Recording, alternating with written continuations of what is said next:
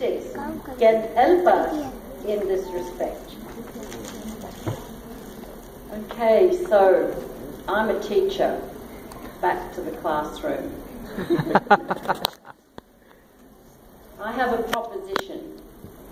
Is the language we teach in the subject English responsible for the language that has to be learned to be able to learn in other discipline areas? Is the subject responsible? So when we teach English as a subject, is that the area that's going to be responsible for all the language that has to be learned in the other discipline areas? Is it? No. Isn't that an interesting question? English is going to be the interdisciplinary medium connecting all the languages together. Yes. All the other subjects together, content area subjects together. Is that what our underlying purpose is? No, man. I would say no. Well, I'm not going to answer that question until I've talked a little bit about that. The first issue is that the literacy demands in any learning area interface with a body of knowledge. So every learning area has a body of knowledge that's constructed in a particular way. It has its own language, its own specialised vocabulary, specialised ways of organising information and ideas. If that's the case, then if students are reading, I'll just give an example, perhaps that's probably a good idea. So let's just take a very, very simple way of explaining this.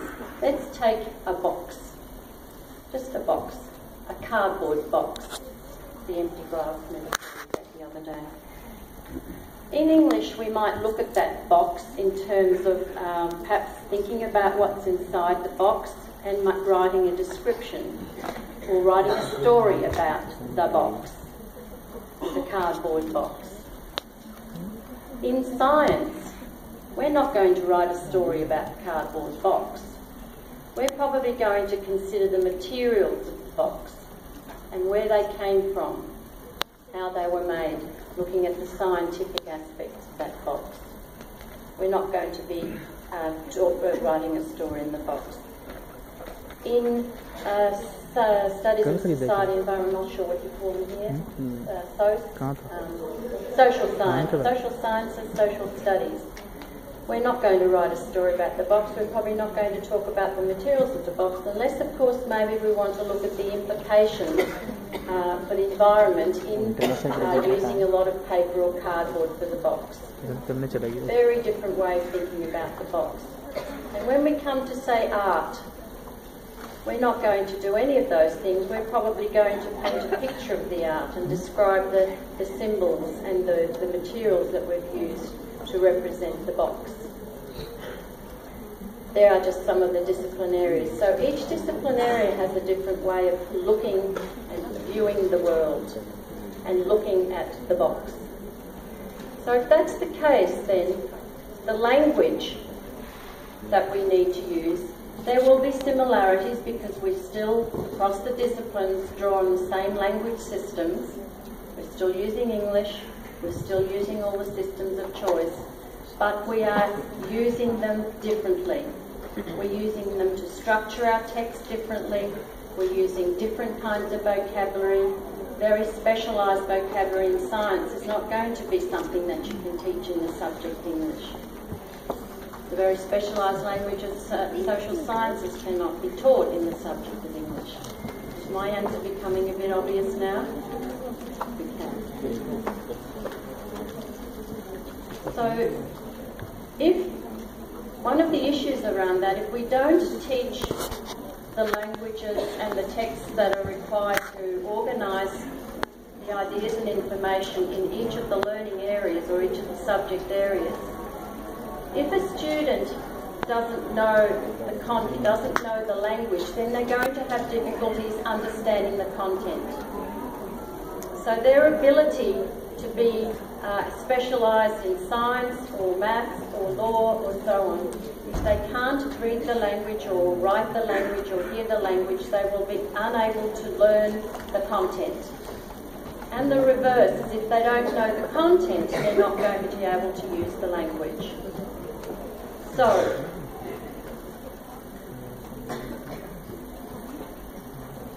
it's very important then, as us in the classroom teaching the English, the subject of English, to be able to teach the forms of language, and I think systemic functional linguistics has a very explicit way of doing that, because it looks at different texts and looks at the different languages that are used in those texts.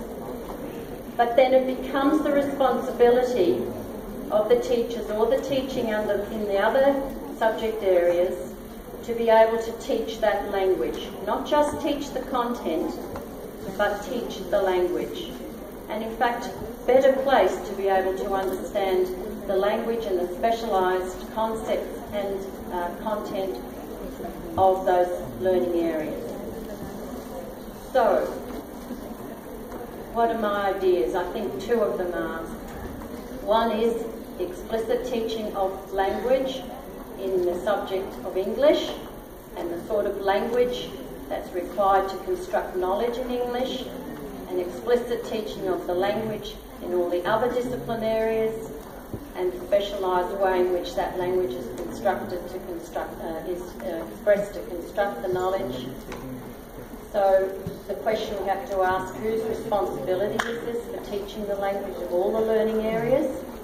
The second idea I have is about the bilingualism. I think when you're teaching English as a medium of instruction, one of the greatest resources you have in your classroom are your students. And your students speak Urdu. So why not, if there is a concept or some sort of idea or some language or some word that you cannot or they cannot understand, why not use the word in Urdu? It will cut across a lot of time and effort. You are doing two things then that way. They are able to see what that word or that concept is in the first language, and then be able to use it more effectively in the second language, or even accurately. And the other is, a very important point, going back to the school situation, is that we are promoting bilingualism. So it's not just bilingualism in everyday use, using it in school, using it at home, but it's actually promoting bilingualism and using the first language to assist in learning the second language. So the two ideas, explicit teaching in English and in the other learning areas, and using Urdu to be able to express the concepts more accurately. That's my contribution.